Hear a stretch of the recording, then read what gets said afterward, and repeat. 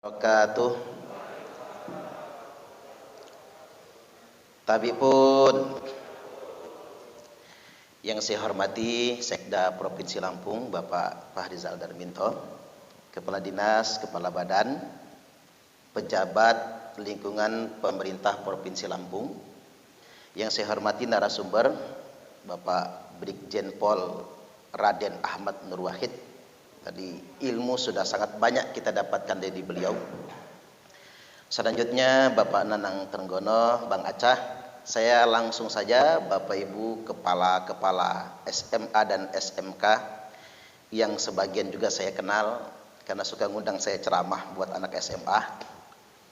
Pada kesempatan kali ini saya hendak sampaikan, belakangan ada kelompok-kelompok yang mempertentangkan agama dengan konsep hidup berbangsa dan bernegara, terutama terkait dengan 4 pilar kebangsaan kita. Mempertentangkan agama dengan Pancasila. Disebutnya Pancasila itu togut, iblis.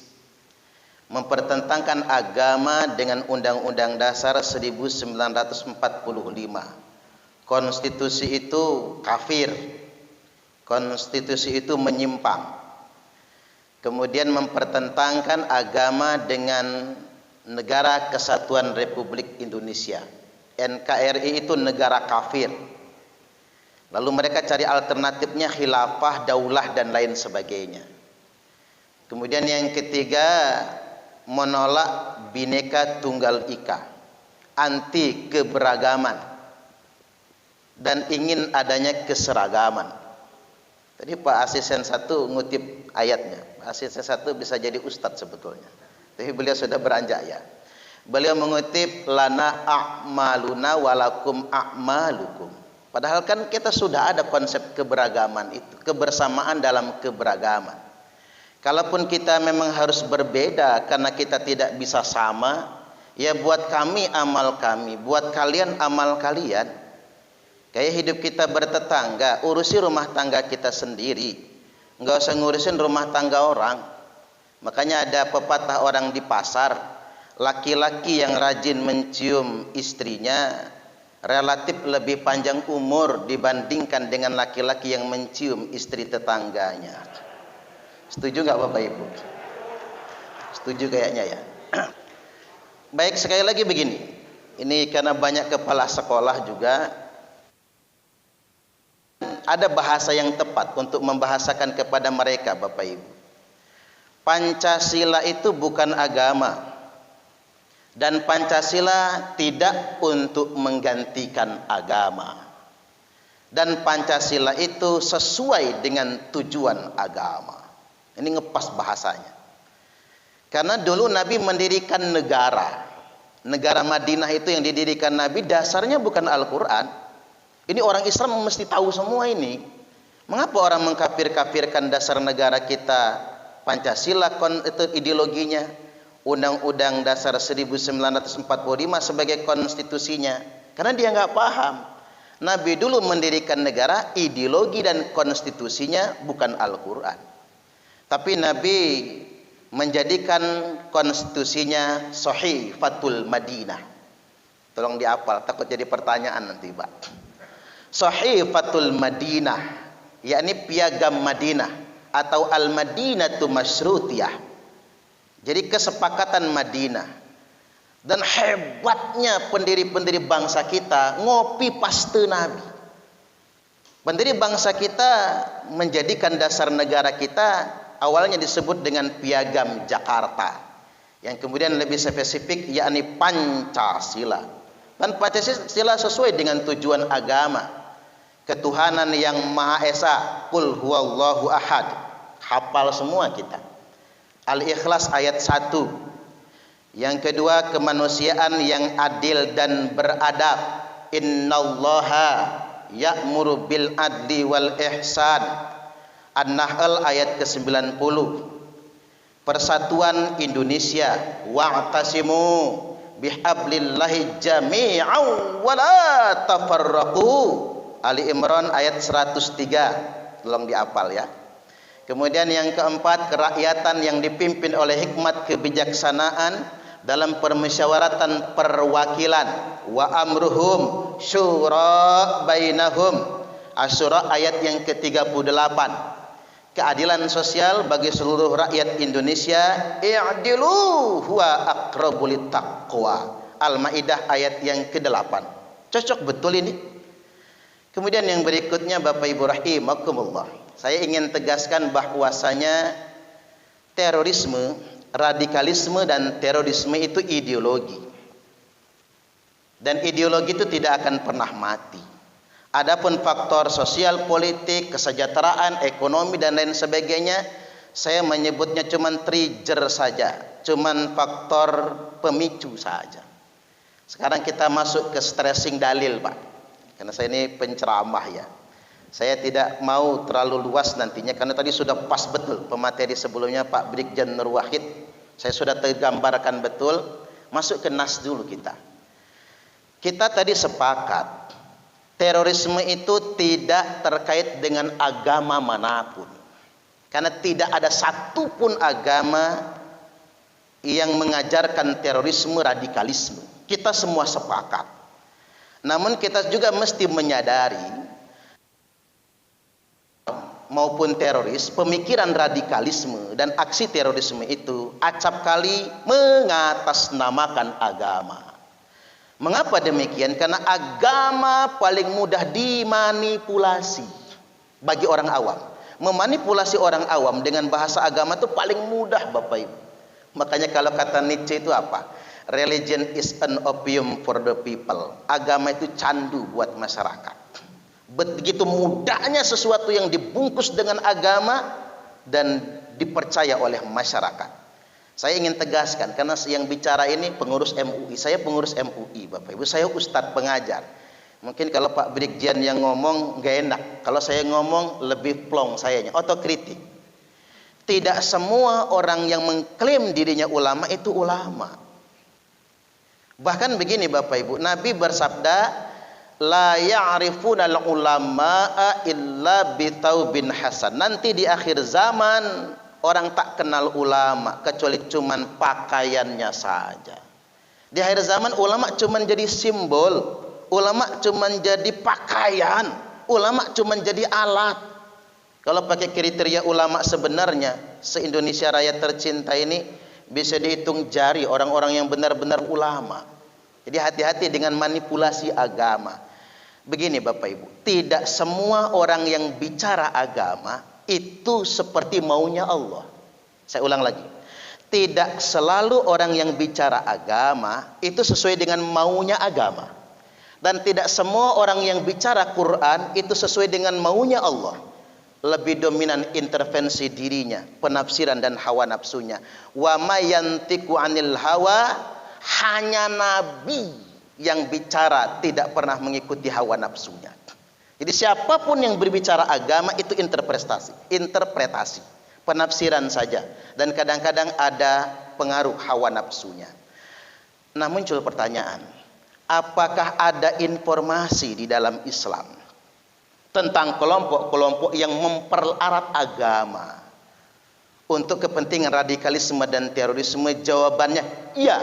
Nah, ini saya mau informasikan agar kita umat Islam ini nggak galau dan tidak gamang. Tidak perlu takut Pak, nggak ada yang nuduh Islam teroris, nggak ada. Islam malah memerintahkan kita memerangi teroris. Nah, kita masuk ke dalilnya. Nabi bersabda, yakhruju qaumun, sayakhruju qaumun fi akhiriz zaman, akan keluar sekelompok orang di akhir zaman. Bisa merujuk ke zaman kita berarti ya Pak, karena akhir zaman kan. Al-ahdathul asnan, usia mereka masih muda-muda. Kemarin ada 18 anggota JI Pak, ikrar setia kembali ke NKRI, taubat konstitusi namanya. Beliau-beliau itu melepas baiatnya dengan Jamaah Islamiyah dan ikrar setia kepada Negara Kesatuan Republik Indonesia. Itu rata-rata anak muda. Ada yang saya tanya itu, kamu gimana bisa masuk ke JI?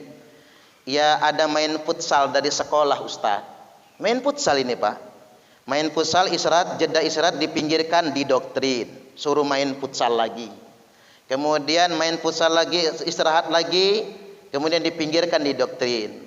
Jadi main futsalnya dibayari, habis main futsal ditraktir makan, lalu kemudian diajak ke pengajian. Ini anak-anak SMA Bapak Ibu. Makanya ini penting jadi concern para kepala sekolah SMK, SMA dan SMK. Al-ahdatsul asnan. Usia mereka masih muda-muda, semangatnya membara. Sufahaul ahlam, tapi sayang kata Nabi, otak mereka rusak. Mungkin bahasa kitanya apa ya Pak? Brainwashingnya, proses cuci otak. Otak mereka rusak. Yaquluna min qauli khairil bariyah. Mereka selalu mengatasnamakan perkataan khairul bariyah. Kalau ngomong itu Quran, sunnah, Quran, hadis, nipu kita dia. La yujawizu imanahum hanajirahum. Padahal kata Nabi, kalau kalian ingin tahu, iman mereka tidak pernah melintasi kerongkongan mereka. Mereka teriak-teriak jihad, mereka teriak-teriak agama, mereka teriak-teriak Al-Quran, tapi cuman di lisannya saja. Makanya kecenderungan orang yang begitu agitatif Pak. Orang yang agitatif itu kecenderungannya hanya di mulutnya saja sebetulnya. Kemudian yang berikutnya, yamrukuna minad dini kama yamruku sahmu minar ramiyah. Mereka akan keluar dari agama ini seperti keluarnya anak panah dari busurnya. Sahabat bertanya, maksudnya apa ya Rasul? Kata Nabi, hari ini dia sholat bersama kalian, besok dia akan mengkafirkan kalian. Hari ini dia sholat bersama kalian, besok dia akan menghalalkan darah kalian. Maka kata Nabi, fa'ainama laqitumuhum faqatuluhum. Dimanapun kalian jumpai mereka, perangi mereka. Fa inna fi qatlihim ajran liman qatalahu yaumal qiyamah. Karena sesungguhnya memerangi mereka itu pahalanya sangat besar bagi yang memeranginya pada hari kiamat nanti. Berarti hadis ini Pak menunjukkan tugas memerangi radikalisme terorisme bukan cuma tugas Densus 88. Tapi tugas kita semua. Setuju nggak kira-kira? Walaupun bukan pakai bedil kalau kita Pak. Dimanapun kalian jumpai mereka, perangi mereka. Nah kemudian yang berikutnya Nabi bersabda, yakhruju qaumun min ummati. Akan keluar sekelompok orang di tengah-tengah umat. Ini mestinya hadis ini sering-sering disampaikan. Karena memang ada nas-nasnya, Sahih Bukhari Muslim semua ini. Akan keluar sekelompok orang di tengah-tengah umatku, yaqra'unal Qur'an, mereka semua membaca Al-Qur'an, fasih-fasih. Makanya mohon maaf Bapak Ibu, tidak untuk mendiskreditkan, hati-hati memasukkan anak ke pondok pesantren. Orang tua pengen kan anaknya hafal Quran ya Pak ya, hati-hati, dipilih dong, dipilih. Dulu pejabat-pejabat banyak memasukkan anaknya ke pondok. Tempat beliau mondok juga, subhanallah. Saya nggak mau nyebut lah ya, karena mau saya upload di YouTube ini soalnya. Nanti di subscribe ya Pak ya, channel YouTube saya. Jadi banyak masuk-masuk ke sana, ya didoktrin memang menghafal Quran. Hati-hati memasukkan anak ke rumah tahfiz. Saya bukan membangun stereotip terhadap rumah tahfiz. Saya bikin rumah tahfiz juga Pak. Saya punya rumah tahfiz, saya bikin pondok pesantren juga. Hati-hati nyumbang juga. Saya juga bikin gerakan sedekah 1000 sama Pak Sekda. Beliau salah satu donatur saya. Subhanallah. Saya hitung-hitung sumbangan terbesar dari Pak Sekda kayaknya ya. Dari semua donatur itu. Saya pikir jihad yang nyata itu ya begitulah. Bedah rumah kita Pak. Udah banyak rumah yang kita bedah. Kita bedah rumah, kita membantu yang nggak bisa bayar sekolah. Nah kan ini jihad yang nyata. Saya balik lagi bahwasanya yaqra'unal Qur'an. Kelompok itu kata Nabi paseh-paseh membaca Al-Qur'annya. Laisa qira'atukum ila qira'atihim bisai. Di mana bacaan Al-Qur'an kalian tidak ada apa-apanya dibandingkan dengan bacaan Qur'an mereka. Wala salatukum ila salatihim bisai. Salat kalian tidak ada apa-apanya dibandingkan dengan salat mereka. Wala siyamukum ila siyamihim bisai. Puasa kalian tidak ada apa-apanya dibandingkan dengan puasa mereka. Luar biasa nih Pak. Makanya buat bapak-bapak kalau ngelihat kelompok begitu jangan tertipu dengan penampilannya. Udahlah, ini sabda Nabi. Pokoknya kalau urusan baca Quran, hebatan dia daripada kita. Kalau urusan sholat, tahajud, rajianan dia daripada kita. Kalau urusan puasa, pakaran dia daripada kita. Terus Nabi menegaskan begini, yahkiru ahadukum amaluhu min amalihim. Salah seorang di antara kalian pasti minder, kata Nabi, kalau membandingkan amalnya sendiri dengan amalan mereka. Wa yaqtuluna ahlal Islam. Mereka nanti akan menghalalkan darah sesama orang Islam, memerangi orang Islam, mengkafir-kafirkan orang Islam, dan menghalalkan darah saudara non-Islam. Padahal Nabi sudah sebutkan ya Pak, man qatalan nafsan mu'ahadan lam yarah raihatal jannah. Barang siapa yang membunuh saudara non-muslimnya, apapun agamanya, maka dia tidak akan mendapatkan baunya surga. Jangankan surganya, baunya surga aja nggak dapat. Tapi mereka ini begitu kerjaannya, mengkafir-kafirkan orang Islam, mengkafir-kafirkan non-Islam, memerangi orang Islam, dan menghalalkan darah orang non-Islam. Maka Nabi bersabda, ini yang penting Bapak Ibu, stressing sabda Nabi yang ujungnya yang penting, disebutkan 3 kali.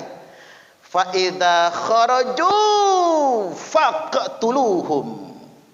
Maka apabila mereka sudah keluar, kata Nabi, perangi mereka. Tsumma idza kharaju faqtuluhum. Sungguh apabila mereka sudah keluar, perangi mereka. Tsumma idza kharaju faqtuluhum. Sungguh apabila mereka sudah keluar, perangi mereka. Nabi itu enggak pernah mengulang sabda ya Pak, mengulang kata-kata, karena beliau itu gelarnya jawamiul kalim, ngomong singkat, padat, dan mudah dimengerti. Tapi kalau Nabi sudah mengulang sampai 3 kali, ini betul-betul stressing bagi kita semua. Fatuba liman qatalahum, fatuba liman qatalahum. Beruntunglah orang yang memerangi mereka. Bahkan Nabi sebutkan sampai 10 kali. Hadis ini tercantum dalam kitab Sahih Muslim. Artinya Bapak Ibu rahimakumullah, kita harus satu barisan, satu komitmen untuk memerangi kelompok-kelompok yang macam begini. Dan jangan tertipu dengan penampilan mereka, walaupun mereka sangat soleh sekali. Karena yang masalah di mereka itu satu keyakinan. Mereka mengkafirkan yang berbeda dengan mereka dan menghalalkan darah orang lain yang tidak sepaham dengan mereka semua. Walaupun mohon maaf, betul ya Pak, ini cuma nyebut saja, jangan dipikirkan yang bukan-bukan. Tetapi sewaktu Nabi menyebutkan Zulkhuwaisirah, ini dedengkot teroris pertama dalam sejarah Islam, karena yang dia kritik itu Nabi. Dia berkata, ya Muhammad i'dil, wahai Muhammad adillah. Selalu Pak, narasi dan framing yang dibangun kelompok begitu kan, karena pemerintah penguasa nggak adil. Jangankan Pak Jokowi Pak, jangankan Pak SBY, Nabi aja dia katakan nggak adil. Selalu framing yang dibangun begitu. Nah, Zulkhuwaisirah ini nggak mau minta maaf sama Nabi dan kemudian meninggalkan Nabi. Ciri orangnya kayak mana? Ciri orangnya jidatnya cekung, dzu sima'in baina ainai, menghitam di antara kedua matanya. Maaf, saya tidak menjudge orang yang jidatnya kapalan teroris, bukan itu maksud saya Pak. Saking rajinnya dia sujud orang ini Pak, jidatnya hitam. Walaupun sering saya ceramahkan, yang jidatnya hitam ada 4 macam. 1, rajin sujud. Yang kedua, waktu sujud diurak-urak. Yang ketiga, kejedut tiang listrik, jedut. Yang keempat, diketok bininya pakai wajan karena ketahuan kawin lagi Pak. Saya selalu ngomong begitu. Saya tidak mendiskreditkan itu. Bagus orang kiai saya Pak jidatnya hitam, ya karena rajin sujud. Kemudian yang berikutnya, waqatul lihyah, kata Nabi. Orang ini janggutnya lebat sekali. Jadi boleh Pak, pakai janggut tetap boleh. Saya nggak mengharamkan janggut. Saya tidak mendiskriminasi bahasa itu, tidak. Hanya saja janggut itu yang sunnah sekepala. Jangan berlebihan. Yang pakai janggut bagus, itu banyak bidadari yang bergelantungan juga, bagus itu. Kan banyak bidadarinya ya Pak. Itu sunnah Nabi, disukai Nabi. Tapi ciri orang-orang ini Pak. Kemudian yang berikutnya, wa muqallitut tiyab, dan pakaiannya menggantung setengah betis. Cingkrang, kayak petani lagi nyangkul di sawah itu. Begitu modelnya. Walaupun saya tidak mendiskriminasi kelompok begitu, karena ini ciri-ciri mereka yang disebutkan dalam hadis-hadis sahih sebetulnya. Makanya saya perhatikan kok agak banyak ya, bukan banyak. Agak ada kok PNS uniformnya kok cingkrang ya Pak. Ini mesti ditertibkan oleh Pak Gubernur sebetulnya ya. Karena mengapa itu kan perkara khilafiyah sebetulnya, tidak sesuai dengan stylenya aturan berseragam PNS sebetulnya. Ini perlu saya tegaskan. Saya balik lagi, Abdurrahman bin Muljam yang membunuh Khalifah Ali bin Abi Thalib itu, Bapak Ibu, stylenya begitu, dia hafal Quran 30 juz. Dan ketika dia diminta bertobat, habis membunuh Imam Ali, mau dieksekusi mati, dia nggak mau bertobat. Saya tidak pernah berbuat maksiat. Mengapa saya bertobat? Loh, bukankah Anda membunuh khalifah? Apa kata dia? Khalifah itu orang kafir, maka halal darahnya. Saya justru mendapatkan pahala besar karena sudah berhasil membunuh orang kafir pada bulan suci Ramadan sampai mati. Abdurrahman bin Muljam hafal Quran 30 juz tapi tidak pernah bertobat. Sedikit lagi Pak, saya ingin menyampaikan hati-hati dengan manipulasi. Belakangan ini ada manipulasi ajaran khilafah. Saya kasih tahu nanti kalau ada murid terpapar, rohis-rohis itu loh Pak, diawasin juga maksud saya. Siapa mentornya gitu di rohis-rohis itu. Jadi kalau ada yang terpapar begini, tidak ada satupun dalilnya dalam Al-Quran dan Sunnah untuk menegakkan khilafah. Enggak ada satupun dalil dalam Quran dan Sunnah. Jadi harus ditegaskan begitu. Makanya menegakkan khilafah itu perbuatan mubadzir, sia-sia sekali. Karena enggak ada perintahnya. Kalau menegakkan sholat ada perintahnya. Kalau menunaikan zakat ada perintahnya. Tapi kalau menegakkan khilafah tidak ada perintahnya. Bahkan Nabi bersabda, al-khilafatu fi ummati talatuna sana. Khilafah di tengah-tengah umatku itu kata Nabi hanya 30 tahun saja. Tsumma mulkun. Habis itu kerajaan. Abu Bakar 2 tahun, Umar 10 tahun 12, Utsman 12 tahun 24, Ali 6 tahun, pas 30 tahun. Habis itu adalah kerajaan dan sekarang kita masuk ke fase demokrasi. Yang kedua, tentang bendera hitam. Saya itu ketawa geli betul sebetulnya, terus terang saja. Tentang bendera tauhid. Sejak kapan tauhid punya bendera? Mengapa seantero Indonesia ini kemakan hoaks ada bendera tauhid? Heran saya. Coba cari di kitab mana ada bendera tauhid itu. Dan sekarang sembarangan dituliskan Pak. Dijadikan bendera, ditaruh di topi, taruh di baju. Fatwa Majelis Ulama Nangguru Aceh Darussalam, haram hukumnya menulis kalimat tauhid di topi, di peci dan di baju. Karena bakal masuk WC nanti. Kalau dicuci masuk toilet, kalau kencing masuk WC. Masuk ibu-ibu saya kasih pencerahannya Bu. Kalau pakai kalung jangan pakai lafaz Allah. Karena nggak bisa dibawa masuk toilet soalnya. Lebih baik nama suami saja Bu. Fahrizal Darminto Sayang misalnya. Lebih baik nama suami biar setia. Ngapain lafaz Allah? Nggak pada tempatnya itu. Saya pengen fatwa MUI Aceh itu dibawa ke nasional gitu. Karena mengapa? Bukan pada tempatnya itu. Cuman kita ini takut, Pak, takut dibully lah, takut ini, takut itu dan lain sebagainya. Padahal nggak ada bendera tauhid itu. Terus saya spesifik ke bendera hitam. Disebutkan dalam hadis yang diriwayatkan dari Ali bin Abi Thalib karamallahu wajhah, "Idza ra'aitumur rayatis sud."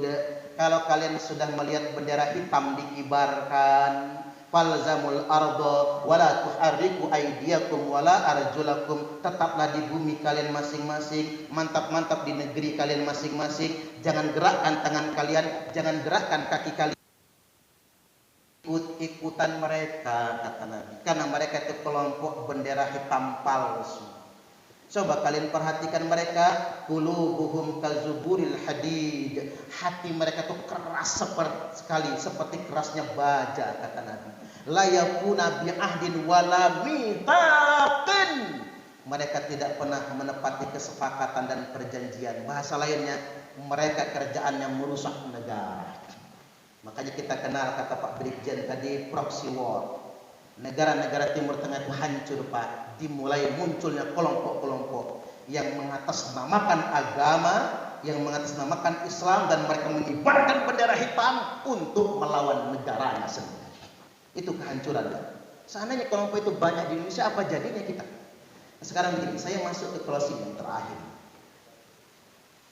Tadi kita bicara radikalisme, terorisme.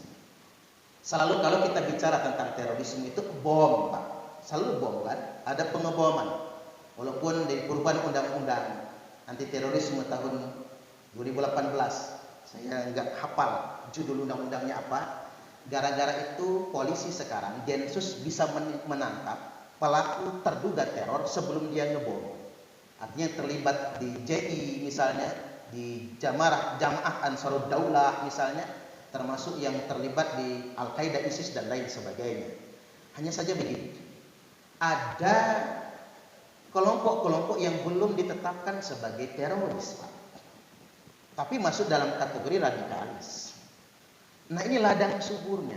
Itu ada Masket, bekas NII. Orang-orang yang masuk ke organisasi teroris itu rata-rata bekas NII, bekas Ikhwanul Muslimin, bekas kelompok-kelompok yang mengintoleran. Nah, ada kelompok-kelompok, ada pondok-pondok, bahkan ada pengajian-pengajian yang mengajarkan kita untuk anti NKRI, anti Pancasila, anti UUD 45, anti Bhinneka Tunggal Ika. Namun menjamur dan tidak bisa ditindak apa-apa. Konkretnya apa? Sederhana, Khilafatul Muslimin misalnya. Coba bapak-bapak keliling Bandar Lampung ini, hampir semua kelurahan ada pelang mereka kan? Di mana-mana ada pelang mereka. Yang mereka itu terang-terangan mengatakan begini, kami tidak mengakui NKRI. Negara kami Khilafatul Muslimin. Tidak mengakui pemerintah. Pancasila itu togut, pemerintah itu kafir. Khalifah kami Abdul Qadir Hasan Baraja.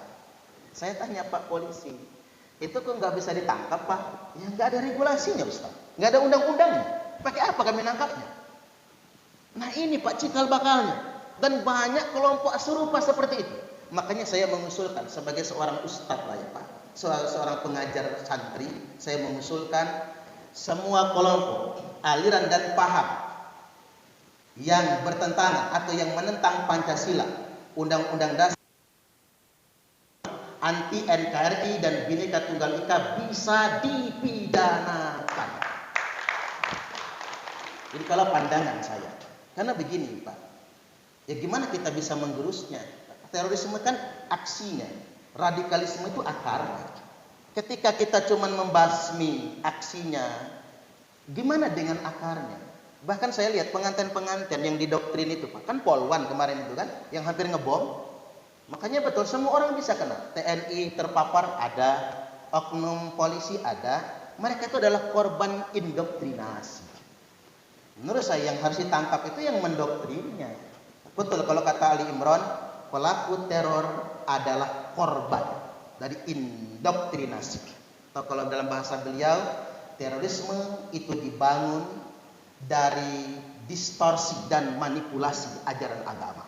Berarti yang harus dipidanakan adalah bukan cuma pelaku terornya, tapi juga orang yang telah mendistorsi dan memanipulasi ajaran agama.